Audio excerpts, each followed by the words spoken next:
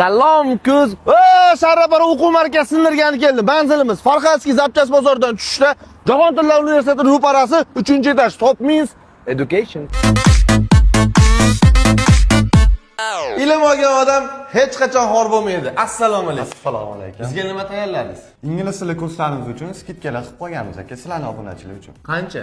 490 mingdan o'qitamiz, 450 mingdan qilib beramiz.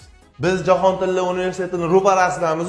Bu atrofda eng arzon joy 600 ming so'm ekan. 1 milliondan oshiq joylar ham bor ekan. 100 ming bor ekanmi? Yo, 100 ming bo'lmaydi. 400 ming so'm qilib beramiz mayli aka. 150 ming. Yo, 150 emas, 300 ming so'm. 190 ming bor ekanmi? Baraka aka, 190 ming. 190 mingdan baraka. Bunaqa narxlar yo'q.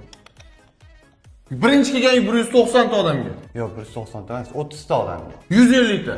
50 ta odamga mayli. 100 ta. Baraka 100 taga. Demak, birinchi kelgan 100 ta odamga 190 mingdan.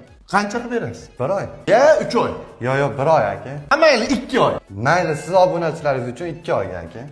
Mayli.